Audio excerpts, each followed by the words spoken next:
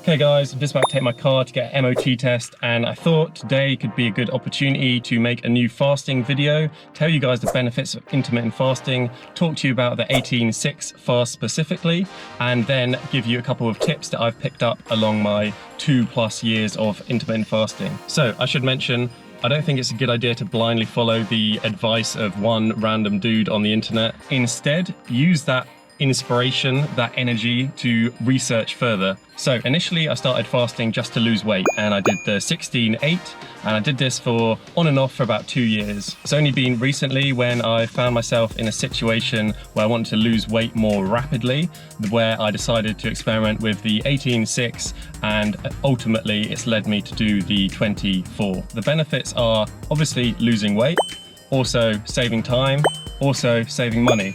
And all of this with zero effort, in the sense of you don't have to do anything, you do less, e.g. not eat. And I found that I haven't lost any physical abilities, haven't lost any energy. I actually find that I perform better on an empty stomach, and I'm more comfortable doing physical things without having anything inside me. So the first benefits, the weight loss. I'm going to show you a couple of graphs where you should be able to see the different fasts that I've done and the different amounts of weight that I've lost. Obviously, the longer the fast, the more weight that you lose. And I should add that I haven't been fasting every single day since I first started. I have been in and out. I've been doing the fast intermittently, you could say. But seriously, I do it when it's appropriate, when I'm at home. But if I'm away, I'm working away, I usually don't do it. The other point about weight loss, I should say that when you count your calories and do intermittent fasting, you will lose your weight really quick.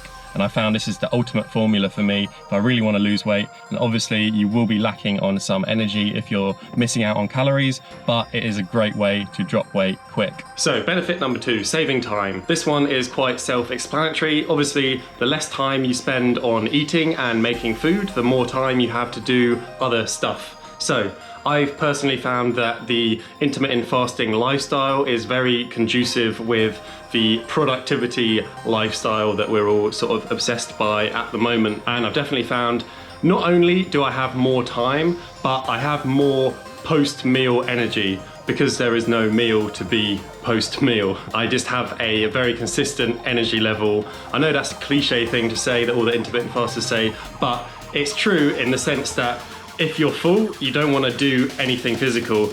And if you're not full and you can still function not being full, then you're just going to have more energy for more time, and it's going to be more consistent. The last point, saving money, seems fairly self-explanatory. If you don't buy food, then you have more money to spend on other stuff. Anyway, I thought I should talk a little bit about 18-6 specifically. What I found is, in hindsight, it seems very obvious that when I started 18-6, it became the gateway to longer fasts. So obviously I did 16-8 for a long time, like 2 years, but when I came to the end of the fast every day, I was pretty much ready to eat. After about 2 or 3 weeks of doing the 18-6, I found myself naturally slipping into longer fasts, and I didn't notice the difference. I don't know why scientifically, but I definitely found that the 18-6 was the gateway to do longer fasts. Okay guys, before we finish, I just wanted to share with you a couple of tips that I've picked up along my fasting journey. The first tip is just the knowledge that you can also fast. Now, I say this because the amount of people that have come and said it's impossible for them to do a fast, sounds good, but they can't function without food. In the vast majority of cases, they just haven't tried it or given it enough time for it to work and your body to adapt. I can almost guarantee that I used to eat way more than you. I'm 6'2", I was over 100 kilograms, I was probably eating around 5,000 plus calories a day, not because that's what I needed, but because I just like to eat. So for me, the idea of the fast was very tricky, but it's possible, and it takes a while for you to adapt, but you can do it. In my opinion, there is no point in saying I can't do this if you've never tried it properly for yourself. Second tip is obviously coffee.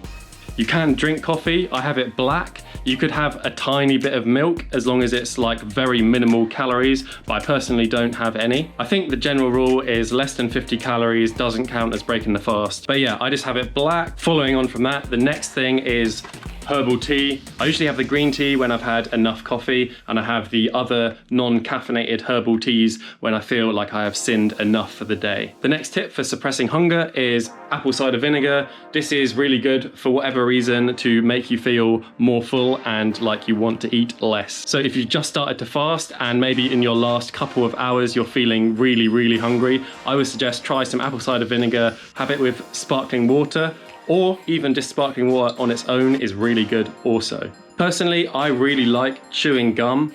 Now, this doesn't really suppress your hunger. It actually makes you more hungry because you start salivating. But sometimes I feel hungry, but I'm just bored, and chewing gum makes my mouth occupied. Anyway, that's it for this fasting video. I hope it was useful for you. If you've got any feedback for me, then I'd love to hear it in the comment section below. If you enjoyed the video, please leave me a like, subscribe for more videos like this and other circus content, and I'll see you next time. Yeah.